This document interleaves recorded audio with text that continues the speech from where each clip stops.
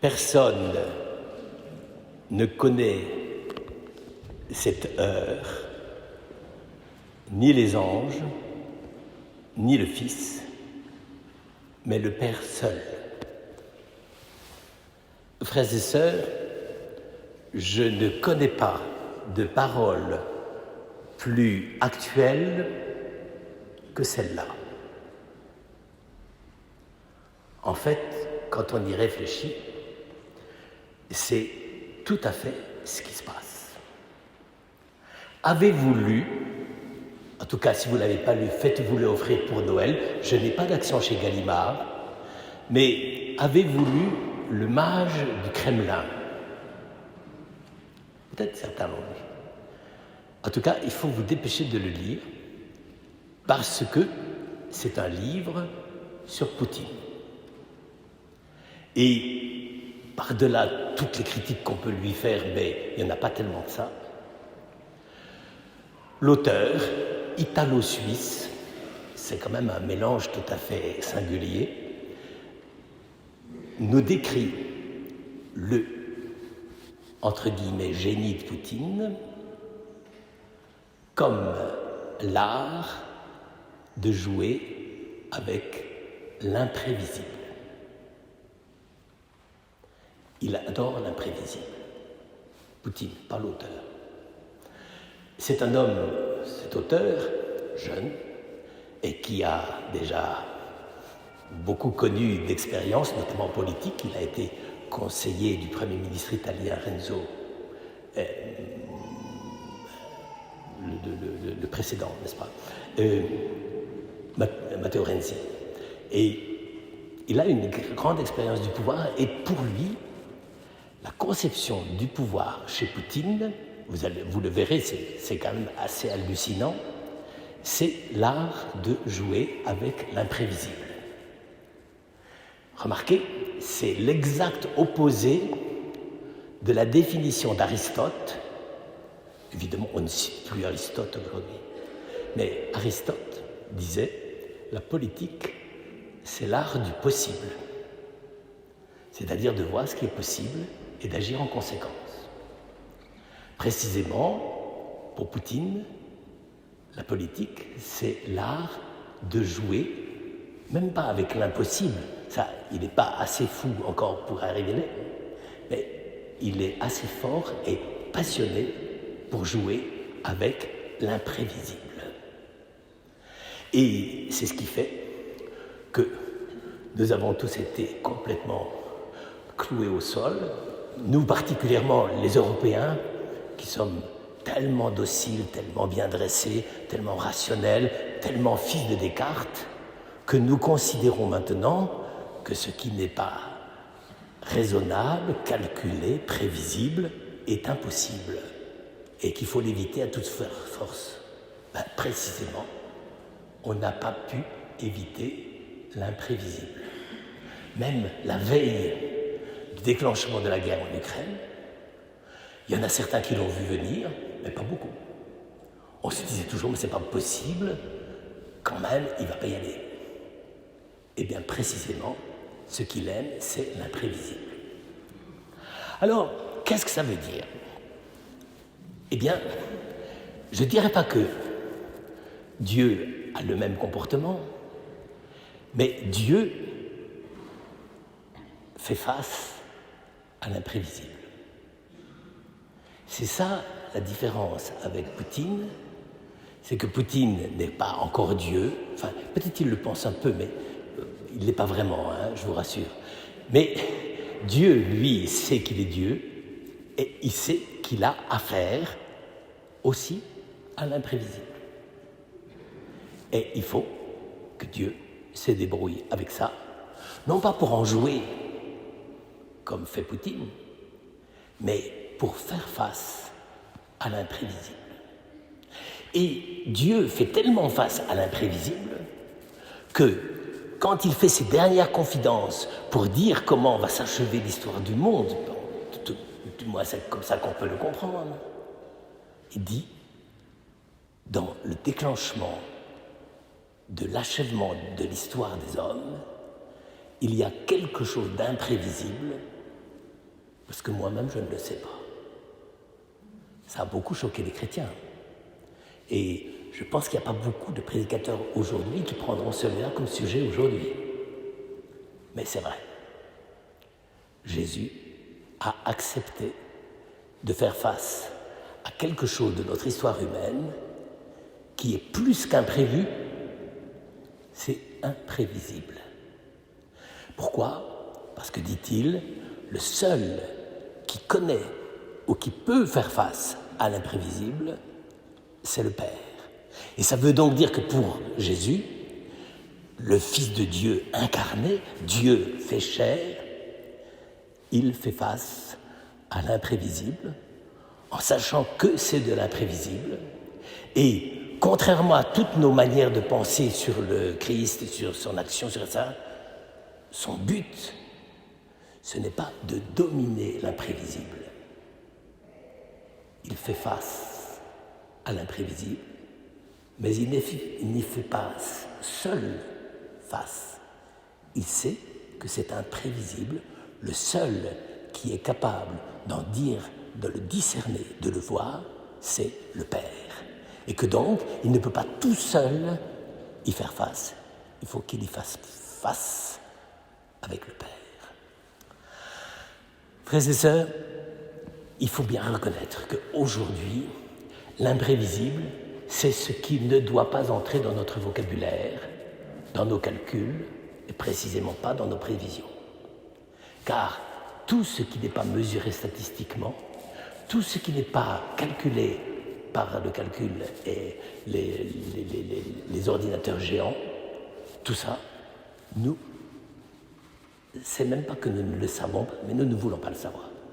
C'est pas prévu. Ça a des retombées immenses. Nous en avons quelques-unes quand on a affaire au service administratif français, par exemple. Quand c'est pas prévu, eh bien vous pouvez toujours essayer de trouver la solution. C'est pas possible. Là, s'il y a un endroit où l'imprévisible est, si je puis dire, banni et interdit, c'est les grands services administratifs, à commencer par le gouvernement. J'espère d'ailleurs que ce qui s'est passé pourra donner maintenant à la société humaine dans son ensemble le sens de l'imprévisible qu'elle passe son temps à nier et à refuser. Mais alors, vous allez me dire, qu'est-ce que c'est que cet imprévisible ? D'abord, réfléchissez 2 secondes à votre propre vie. Tout ce qui a été le plus décisif dans votre vie était d'une certaine façon imprévisible. Qui pourrait prévoir sa propre naissance ? Ça, par définition, c'est même pas la peine d'essayer. C'est imprévisible. Pourquoi on est là, chacun d'entre nous ? Ça repose sur quelque chose d'absolument incroyable, inouï. C'est l'amour de nos parents, dans le meilleur des cas. Donc, vous voyez, déjà, c'est une véritable gageure. Notre existence est de l'ordre de l'imprévisible. D'ailleurs, il y en a qui s'appellent désiré, mais d'autres qui s'appellent la surprise. Et donc, ça veut dire que nous ne maîtrisons pas même le point de départ de notre existence. Et pourquoi on tombe amoureux ? Et pourquoi on tombe amoureux de celui-ci ou celle-là ? Mais c'est absolument imprévisible. Vous allez à une soirée, vous avez, maintenant c'est même plus 20 ans, c'est 25 ou 28 ans, vous allez dans une soirée et tout à coup vous rencontrez quelqu'un et c'est absolument inouï, imprévisible, vous tombez amoureux ou amoureuse de celle-ci ou de celui-là. Mais c'est imprévisible. 2 jours avant, vous ne le saviez pas. Peut-être évidemment que vos copains avaient manigancé la soirée pour que vous puissiez vous rencontrer, mais de toute façon, vous, c'était imprévisible et peut-être que ça aurait pu ne pas marcher. Et puis, le comportement le plus simple, le plus ordinaire, eh bien, effectivement, même si Jésus dit, au temps de Noé, on se mariait, on épousait, etc., on mangeait, on buvait, etc., la vie était réglée. surgit l'imprévisible, sans que ce soit nécessairement la fin des temps. Alors frères et sœurs, quand on commence à voir l'histoire du monde, l'histoire des hommes et notre propre histoire sur ce registre-là, il y a de quoi être vraiment démuni. Parce que finalement, qu'est-ce qui fait le caractère fascinant de notre vie?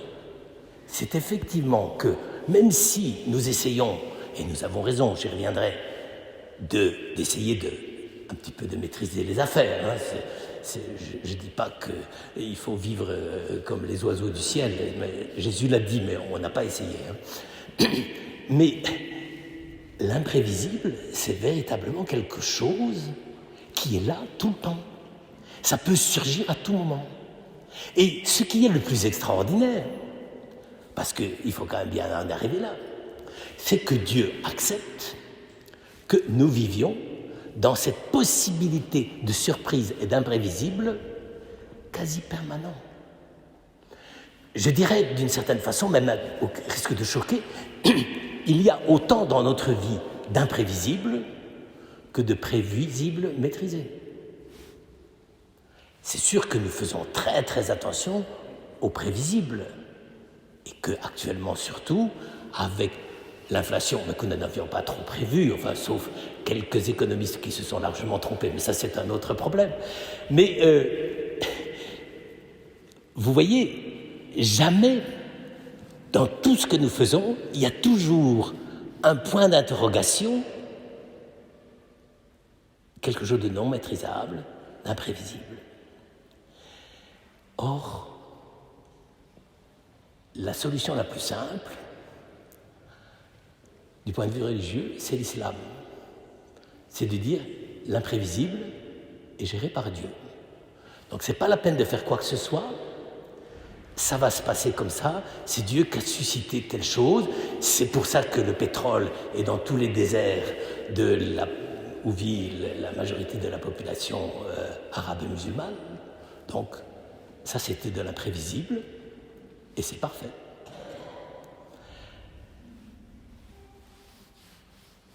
Voir tout ça comme c'était écrit, c'est une manière d'effacer l'imprévisible d'une façon incroyable. C'est-à-dire, on n'y peut rien, on le subit. Et qu'est-ce qu'on fait quand on fait ça? Eh bien, on supprime la liberté humaine. Et précisément, Jésus ne dit pas qu'on supprime la liberté humaine, puisqu'il dit qu'on continue à manger, à boire, à épouser, à être épousé, etc. Donc, il ne supprime pas ça. Alors, qu'est-ce qu'il fait? Eh bien, d'abord, Dieu a voulu que le temps, l'histoire, soit un lieu de surprise. Moi, personnellement, je pense que c'est ça le véritable génie de Dieu. Dieu sait à quel point l'histoire humaine est fragile, à quel point il peut y avoir, comme on dit, des hauts et des bas. Mais Dieu accepte cette règle du jeu. Dieu veut qu'effectivement, nous soyons en face de cet imprévisible. Et non seulement il veut que nous soyons en face de cet imprévisible, pourquoi ? Parce qu'il connaît le côté paradoxal de notre liberté humaine.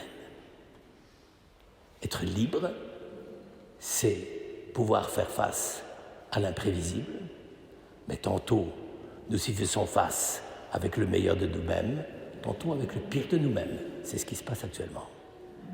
J'entends dans certains endroits. Et ça veut dire à ce moment-là que Dieu ne nie pas le côté imprévisible. Alors nous avons essayé de dire, oui, mais le côté imprévisible de l'histoire, c'est Dieu qui s'en occupe, etc. On n'a pas à s'en occuper. Attention, non. Dieu accepte cet imprévisible que constitue la liberté humaine qu'il a donnée à l'homme et la fragilité avec laquelle il faut essayer d'y faire face. Mais, et c'est ça qui est le plus extraordinaire, c'est que quand Jésus dit « Je suis venu apporter le salut », qu'est-ce qu'il dit ? Je suis venu apporter le salut en acceptant avec vous l'imprévisible humain. l'imprévisible de l'expérience humaine. Dieu, le Christ, sait que tout ce qu'il veut, tout ce qu'il fait, est aussi lié à la liberté humaine. Non pas que la liberté humaine soit plus forte que Dieu, puisque c'est Dieu qui l'a donnée, qui l'a créée, mais il a voulu que cette liberté humaine puisse, envers et contre tout, quelle que soit la manière dont nous gérons dans notre liberté, puisse être affrontée à ces côtés imprévisibles des situations, de notre désir, de notre manière d'être, de notre manière de vivre. Frères et sœurs, c'est un véritable défi que de commencer une année nouvelle du point de vue de la liturgie dans cette perspective.